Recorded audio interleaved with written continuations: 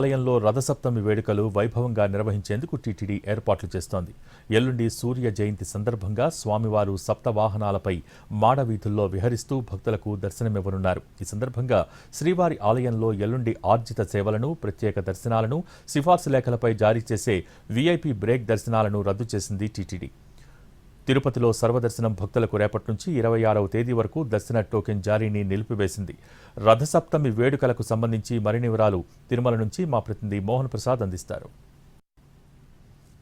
శ్రీవారి ఆలయంలో ఎల్లుండి రథసప్తమి వేడుకలు వైభవంగా నిర్వహించేందుకు టీటీడీ ఏర్పాట్లు చేస్తుంది. ఒక్కరోజు బ్రహ్మోత్సవంగా పేర్కొనేటటువంటి రథసప్తమి పర్వదినం రోజున స్వామివారు సప్త వాహనాలపై మాడవీధులు వేరిస్తూ భక్తులకు దర్శనమిస్తారు. ఉదయం 5:30 గంటలకు సూర్యప్రభ వాహన సేవతో వాహన సేవలు ప్రారంభమవుతాయి. 9 గంటలకు చిన్న శేష వాహనం, 11 గంటలకు గరుడ వాహనం, 1 గంటకు హనుమంత వాహనం, మధ్యాహ్నం 2 గంటలకు పుష్కరిణిలో చక్రస్నాన ఘట్టాన్ని నిర్వహిస్తారు. ఇక సాయంత్రం 4 గంటలకు కల్పవృక్ష వాహనాన్ని, 6 గంటలకు సర్వభూపాల వాహనాన్ని, రాత్రి 8 గంటలకు చంద్రప్రభ వాహన సేవను నిర్వహించేలా టీటీడీ ఏర్పాట్లు చేస్తుంది. దీంతో మొత్తం వాహన సేవలు రాత్రి 9 గంటల వరకు కూడా మాడవీధుల్లో వేరిస్తూ భక్తులకు దర్శనమిస్తారు. ఇక మాడవీధుల్లో స్వామివారి వాహన సేవలను ప్రత్యక్షంగా తిలకించేందుకు 2 లక్షల మందికి పైగా భక్తులు తరలి వస్తారని అంచనా వేసిన టీటీడీ అందుకు అనుగుణంగా ఏర్పాట్లు చేసింది. మాడవీధిలో ప్రస్తుతం మనం గ్యాలరీ విజువల్స్ చూపిస్తున్నాం. ఇక్కడ ఈ ప్రాంతం అంతా కూడా షెడ్స్ను ఏర్పాటు చేశారు. ఎండ తీవ్రత నుంచి, మంచు నుంచి కూడా భక్తులకు రక్షణ కల్పించేలా వీటిని ఏర్పాటు చేశారు. అదేవిధంగా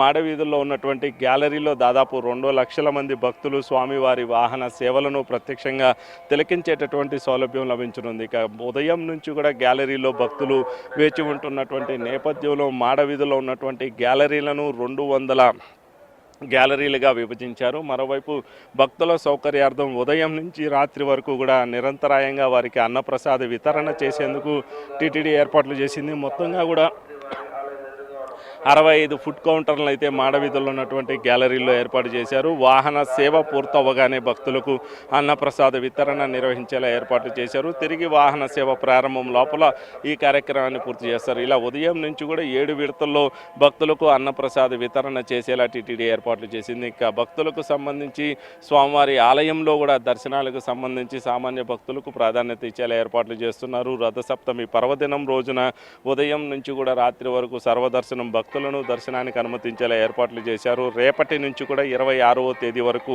సర్వదర్శనం భక్తులకు తిరుపతిలో జారీ చేసేటటువంటి టోకన్లను రద్దు చేశారు. సర్వదర్శనం భక్తులు రేపటి నుంచి నేరుగా తిరుమల చేరుకుంటే వారిని వైకుంఠం క్యూ కాంప్లెక్స్ ద్వారా దర్శనానికి అనుమతించేలా ఏర్పాట్లు చేశారు. ఇక 25వ తేదీన వీఐపీ బ్రేక్ దర్శనాలతో పాటు ప్రత్యేక దర్శనాలను పూర్తిగా రద్దు చేసింది. ఇక స్వామివారికి నిర్వహించేటటువంటి ఆర్జిత సేవలను కూడా టీటీడీ రద్దు చేసింది. ఇక భద్రతా పరంగా కూడా కట్టుదిట్టమైనటువంటి ఏర్పాట్లు చేస్తున్నారు. మొత్తంగా కూడా పోలీసులు 1200 మంది, అదేవిధంగా టీటీడీకి సంబంధించి 1200 మంది సిబ్బందితో 3200 సీసీ కెమెరాలు ఉన్నాయి. కమాండ్ కంట్రోల్తో అనుసంధానం చేసినటువంటి ఈ సీసీ కెమెరాలను ద్వారా నిరంతరాయంగా కూడా భక్తులను సంబంధించినటువంటి భద్రతను పర్యవేక్షించేందుకు పోలీసు అధికారులు ఏర్పాట్లు చేస్తున్నారు. ఇక మాడవీధిలో చేరుకోవడానికి ప్రత్యేక మార్గాలను ఏర్పాటు చేశారు. అదేవిధంగా మాడవీధుల నుంచి నిష్క్రమించడానికి కూడా ప్రత్యేక మార్గాలను ఏర్పాటు చేశారు. E1, E2తో పాటు W4, W5, S1 ఈ 5 మార్గాల గుండానే భక్తులు మాడవీధుల్లో ఉన్నటువంటి గ్యాలరీలోంచి వెలుపలకు వెళ్ళేటటువంటి అవకాశం ఉంటుంది. ఇక రామ్ బగీచా మార్గాన్ని పూర్తిగా VVIPలకు